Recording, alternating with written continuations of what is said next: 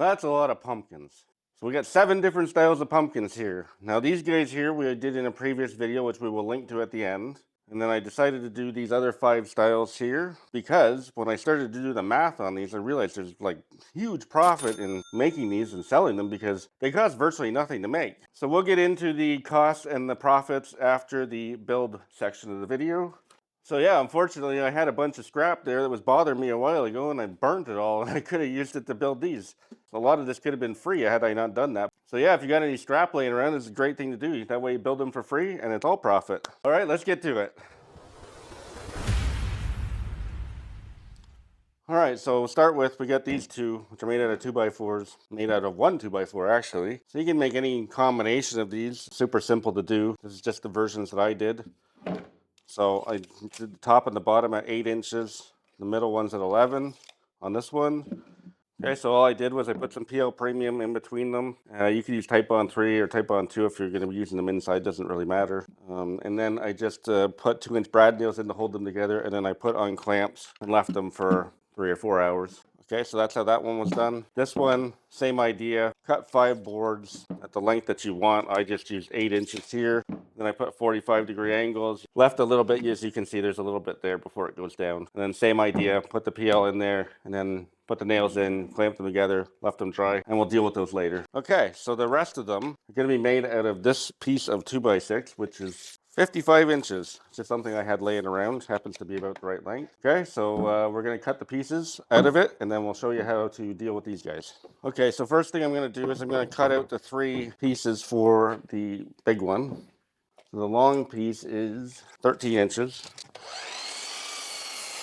Okay, and then the other 2 are 10.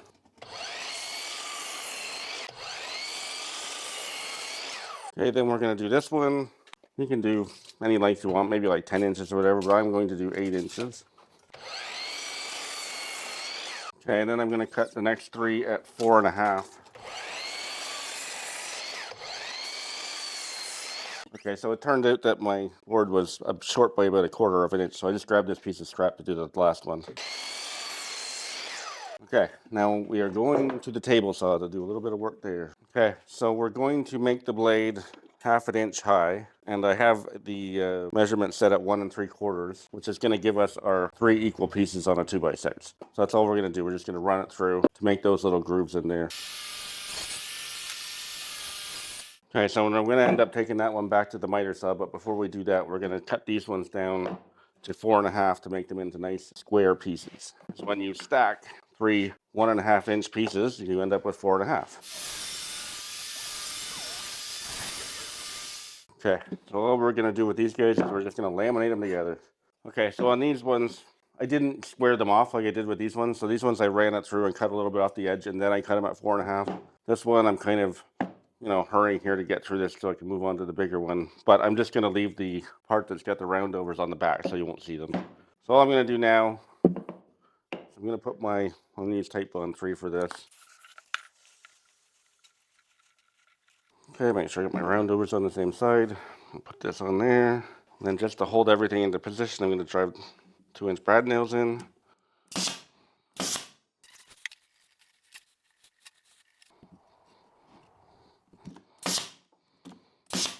Okay, if you got any major amounts of squeeze out, just take care of that. But I'm going to be sanding this afterwards, so I'm going to sand off whatever's there. Just going to use 4 clamps because I have that many. I could probably get away with 2. Okay, now leave it for 2 or 3 hours, and then should be good to go. We cannot get 4x4s or 6x6s here that are not pressure treated or cedars, so this is how we have to make do. Okay, now on this one, we're going to give it a little bit of a different option. The other one, as you have seen, is squared off. And it's got roundovers that I just did with a sander on the top and the bottom. This one, we're going to put a 45-degree angle on each corner just to see how it comes out. I put the slots on there first so I can see not to cut it in the wrong spot. And I'm not going to worry about precision here because it is a pumpkin and they're not perfect. Okay, now we're just going to sand that up. Do the same thing. We're going to round over the corners, give it whatever shape we want, and then you'll see when it's ready to paint. What we're going to do here, so I'm going to take these over to the miter saw and cut the corners on. But for right now, I'm just going to draw something of a stem here so I can cut it out on the bandsaw. And there's no real wrong way to do this. I'm just using the pencil as a guide for the bandsaw, so even that doesn't have to be too precise. So for those of you watching that have watched us for a long time, I've had this the entire time we've had the channel. I've just never used it before.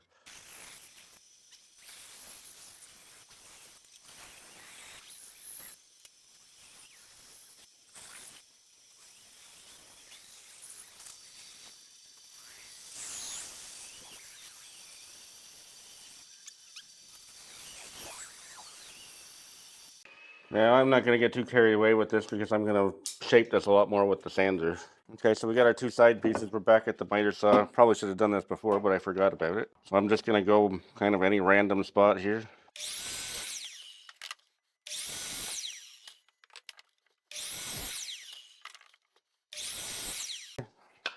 That's what we want. Now we're going to shape them with the sander. Okay, so here we are at the belt/disc sander, and I'm just going to shape these. I'm going to round these over, and then I'm going to start cutting rounds in just to give it some character there. Same thing, I'm going to try to round off the stem a little bit. And then we have another step after that, which is, of course, optional, just like this one is, but we're going to show you that too.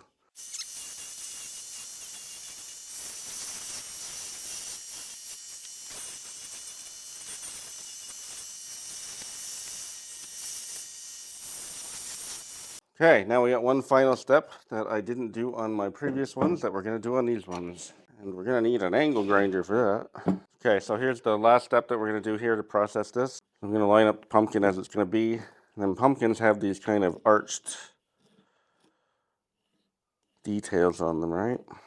So I'm going to do kind of that. Okay, and for that we're going to use an angle grinder with a flap disc. Okay, now I've just created a really high lip on this side doing that, so I'm just going to take that lip off. That's all I'm doing here. I'm going to do that on the other one. Same deal here, and then on the center one, I'm just going to do it one down each side. Okay, so there's our three pieces, and just for the sake of videoing here, I'm going to assemble it, and then after it dries, I'll sand it, but ordinarily I would sand it down. It's going to be a little bit easier. All right, so we're just going to line it up like that and give us an idea where we want the adhesive to go.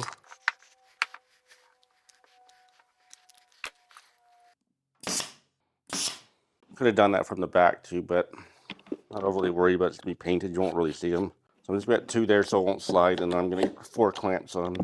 And then I will grab another clamp, which I would need this if I put 4 nails in, but I just wanted to put 2 in so you'd be less noticeable. So I'm just going to put another clamp just to hold them together while the adhesive dries. And that's all you're going to need to do, because with PL Premium, once that dries, this thing's never coming apart. Okay, so we'll just let her dry and we'll come back and we'll get it finished. All right, so everything's dry and I'm gonna put a finish on. And we have these 2 finishes that we're gonna choose from here for these ones. This is just the orange paint, and then this is the burnt underneath with the orange paint. So I'm gonna do it like this because I like this finish better, and I'm gonna try to sell these, and I think they're gonna do better with this finish, but it's up to you. Now for the stem on the other ones that I did in the other video, I stained them a darker color. I'm not going to do that with these ones. I'm just going to burn them more so than the rest of it. Make it nice and dark. I'm going to burn these ones a little bit more aggressively than the last ones because it looks pretty good with the orange paint on top.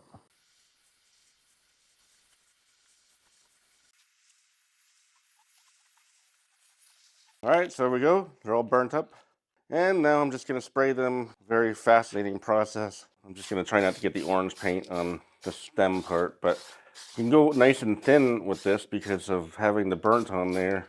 It contrasts it very well.